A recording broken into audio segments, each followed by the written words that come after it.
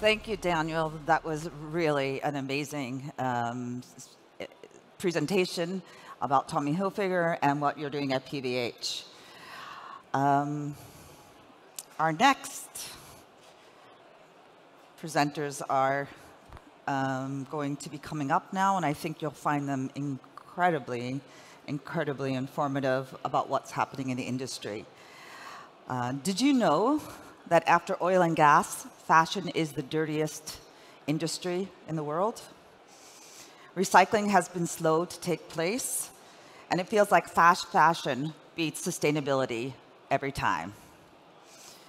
However, brands like Stella McCartney and H&M are trying to reimagine the lens, however, making big changes in the approach to design in their collections. But some critics say it's just a gimmick, another play to exploit the market. So let's get to the bottom of it. Really excited about this. In conversation with Isabel Hilton from China Dialogue, please welcome from EcoAge, Livia Firth.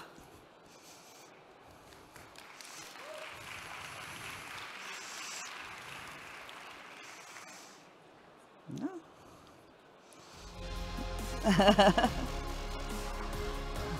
Livia.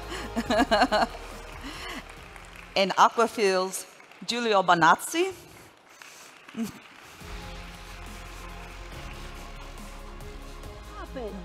Seems like a long way away. We're so far away. Come closer. I don't dare. The stagehands will. But however far away, it's just great to be talking to you too. We watch these exciting fashion presentations. It's very alluring. It creates desire. And as we've just heard, behind the fashion facade, there is often a really terrible story, a story of pollution. A very different story. A story of exploitation. I mean, and I think that most people don't want to think about that, because what do you do about it? Yeah. Now, you're two people who have separately come to a moment in which you both faced up to what was the reality of the fashion supply chain and decided that there was something you could do about it. So I want you to start with what that moment, and Livia, how did it come to you, into your life, that you were going to be a change maker? Well, I'm not sure how it happened, when is the right moment that it happened. I think it was a combination of different factors that come of growing up in Italy, in an era where fast fashion didn't exist, and in fact, not even fast food, nothing. We were used to consume in a very, very different way. And then traveling the world with Oxfam, an organization I was an ambassador for many years, and studying EcoAge 10 years ago. But what really put my path on a completely different gear and made me really want to concentrate about fashion was when I went to Bangladesh in 2008 for the first time. And I got smuggled into a factory, and it's almost like that's when the coin dropped inside myself. And I thought, oh my God, is this what's happening? Is this how millions of people are enslaved in supply chains in countries that are so far away that we are completely divorced from? I was like, this is like hell. So when I came back, I really want to do something about it. And then realizing that fashion is such a powerful, powerful force of change, because we get dressed every single day. So through that choice, we can make such a huge difference. And campaigning through fashion is a very effective tool to talk about environmental impact and social justice impact. And so this is how it happened. Okay, so we're at a moment now when there's a much wider awareness in general terms of things like ocean plastics and the environmental cost of what we consume. But Giulio, many years ago, your company was onto this. Why your company was such a leader from the beginning? Tell us about Aquafil. Well, Aquafil is a company which is, or was, very much dependent on oil and using a lot of energy. So theoretically, I'm the wrong person here, because the fiber industry is a highly polluting industry because of this.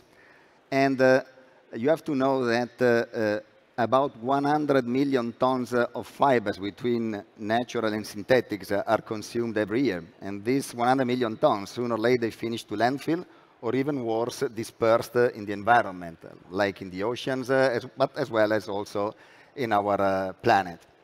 And luckily, I met very influential people, a lot of very important women. I like to mention especially one, Janine Benius, and she is very much an expert and the master of biomimicry, because she always liked to say we need less development and more to copy what nature is doing. And I started to realize that if we keep doing what we are doing, we will have an end. And nobody wants to end. Nobody wants to finish and to destroy everything. But we have to realize that we have to change. And, thanks to these very influential people, I started to understand that it's possible to do something. And a little longer than 10 years ago, we started this incredible journey, which is ECONYL. ECONYL is something like taking waste and transforming this waste into beautiful products. And when we started this project, everybody was saying that I was crazy. Even people... You are a bit crazy. You are crazy, yeah. I'm not, actually. I didn't know. It'll never work. Honestly, I didn't know the type of difficulties that I would have met. And if I had known, maybe I would have not started this journey. So sometimes it's better not to know. And I mean, slowly, step by step, with very good people. I always like to say that I am a very happy and lucky CEO, because a lot of wonderful people are working for me, and I have the opportunity to cooperate also with a lot of incredible people. And this is how it started, and it continues, because the journey never has an end, You learn something every day, and every day you try to do a little better than the day before, and it's incredible. Okay, I want just to explore a little bit precisely what you are doing with ECONYL, for example. Just explain why that matters so much. Okay. We take waste containing our raw material, which is nylon, like this. This, for example, this carpet is made in ECONYL, is made from 100% recycled nylon, and is 100% recyclable. This carpet in particular has been laid down to one of the most beautiful squares in Italy, thanks... And one of the best events in the world. Thanks, the fashion Livia. The Green Carpet Fashion Awards. Yes, and at the end of the event, we partially repurposed this carpet. Some is even in my house. Wow. You can see look at it. the pictures. And partially was recycled. And out of this carpet, you can make, for example, this, which is not an hanky, it's not an handkerchief, but is a piece of fabric. And with this piece of fabric, you can make, your outfit, as well as your sporting clothes or your swimsuit. And if you give them back to me, I can make again your carpet, or a pair of sunglasses, or the raw material for your 3D printer, because I'm sure that in a few years, everybody of us will have a 3D printer at home. Some of you will have noticed that Stella McCartney, for example, a few days ago released a very cool trench coat with animal print that is made with ECONYL. Yes, we are lucky, because a lot of famous fashion brands like Stella, but Adidas, Speedo, Gucci. I can mention more than 400 fashion brands that are using ECONYL. I love to mention Outerknown, which is the company of Kelly Slater, the 11 times surf world champion. So, Giulio, one other key question. I can see that this is the right thing to do. But what people say about recycling is that the top of the supply chain is so cheap, the virgin material, that you'll never make it work as a business. Now, you are a business. Tell us how you make it work. At the beginning, our material was much more expensive than the virgin one. If we use a good word, which is virgin, but in reality it's bad because it is coming from oil. And it's been a journey, and step by step we improved the technology, we increased the size of our recycling. This year we will recycle more than 35,000 tons of nylon, and next year we will recycle more than 50,000 tons of nylon. So more than 50% of our business will be coming out of ECONYL. At the end, the secret is from us to make a good fiber, but from the fashion brand to make beautiful products. And because our nylon is exactly like the one coming from oil, they have no compromise. They can really have endless possibilities, so we give no limitation to fashion designers. They can really do whatever they like.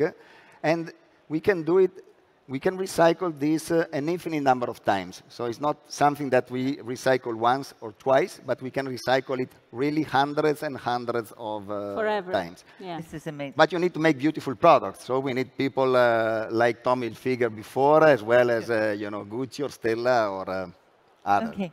It's a fantastic story. But Livia, you know, this is a very extraordinary story. Most of the fashion industry, however, has not got there. And I mean, you are key to trying to persuade people, and indeed persuading people, to setting standards of sustainability in the industry. I think from, you know, the poor old customer gets pretty confused about what's real, what's not real, what's greenwash.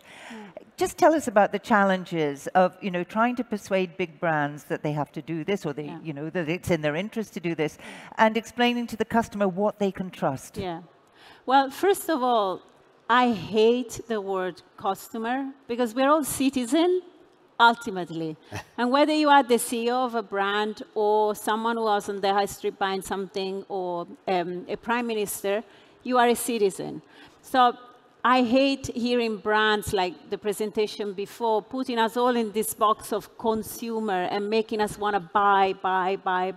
And I think this is the problem today. And some of you will be so sick to hear me saying always the same thing, but we can't stop buying and consuming. So the first act, rebellious act that we can do for our planet and for the people that I met across supply chains everywhere, there are women like us, men totally enslaved, is to stop buying. Like, let's stop buying for a minute and just reflect on what that means. Because I'm sure our wardrobe are full of clothes, and we don't need to keep buying new stuff.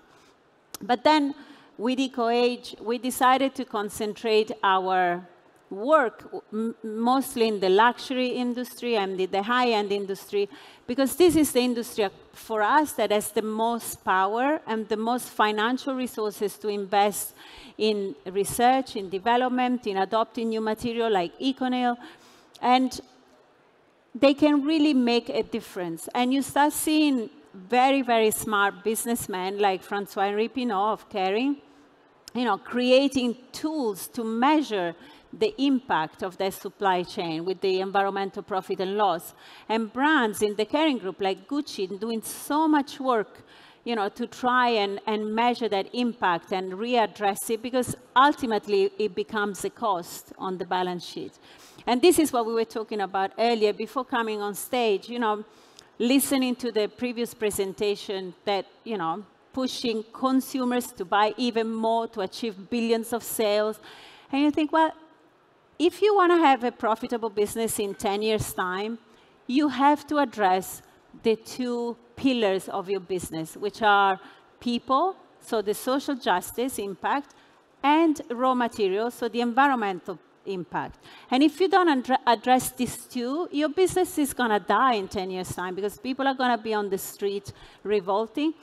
The raw materials are going to get scarcer and scarcer. And yes, thankfully, there are, you know, enlightened people like Giulio and businesses like Aquafil that produces the EcoNail that made a very profitable business out of making something so beautiful out of waste. And that is the future. This is how we have to push the industry towards exploring new material, or going back to natural material like wool, for example, which is an incredible fiber that I grew up with, and then all of a sudden it disappeared because fast fashion started, it couldn't use natural materials because it would be too expensive. So they started using synthetic fibers and polyester that end up in the ocean. And, you know, Giulio will has all sorts of very, very scary statistics and numbers that make you kind of cringe. And right.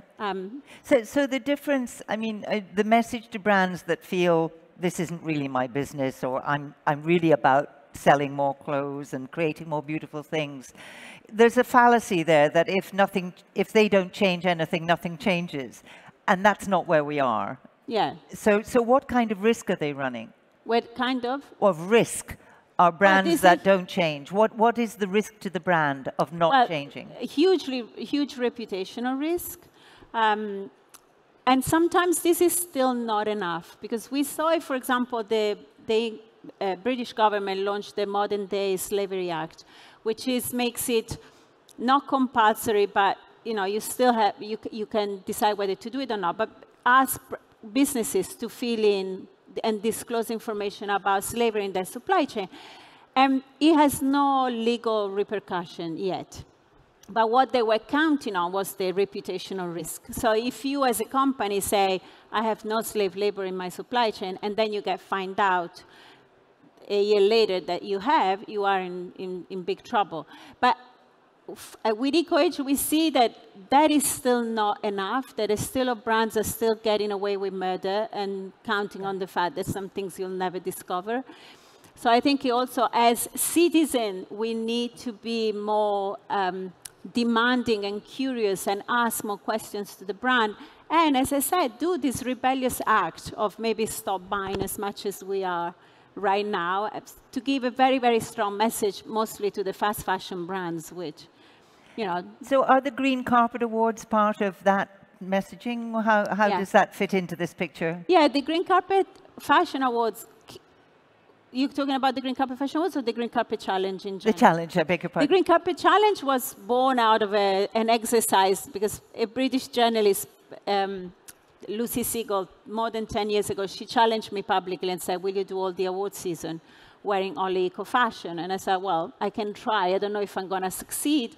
And we started as an experiment, and we did succeed. And it moved into being the communication arm of EcoAge and doing all sorts of different activities under the Green Carpet Challenge, including the Fashion Awards, which Giulio partnered and created the beautiful carpet.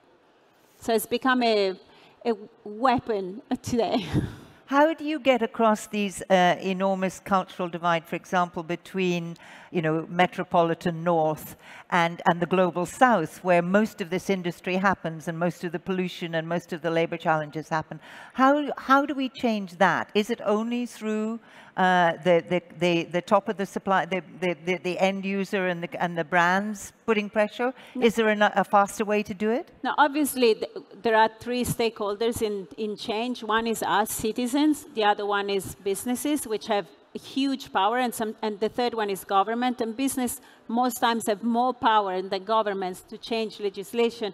Obviously, a big topic today is readdressing the trade regulation and see how we trade between countries and how can we penalize countries, for example, like Bangladesh, that refuses to raise the living wage or the minimum wage in their countries, which is something that they actually do because they're afraid to losing business if they raise it. So there is all sorts of different actions that need to be done. Okay, so I just want to ask both of you very quickly, looking at the future, what's the most exciting thing you see in this, this effort to sustainability? Giulio? Things are changing, but I always like to say this, buy with the end in mind. So think what is happening next, not simply buy and then don't consider that you are wasting what you are buying, but try to understand if you can do something with what you are buying and if what you are purchasing is made in a way that you can do something next, Yeah. Well, for me, there are a lot of things that excite me, but we are at the Web Summit, so I'm very excited about the power of technology, the power of social media to create positive stories. We call it social media for social good at EcoAge. And please, please, please stop taking selfies unless you have something to say in your caption about environmental justice or social justice. So then we create a real revolution. Stop taking selfies, I think, is probably a bigger challenge than cleaning up the fashion industry. But you've both brought, a message that you can be responsible without enormous sacrifice. It doesn't mean you give up beautiful things or style or all the things that we're attached to, but you can do it responsibly. So thank you both for all the work you do. Thank you. Thank you.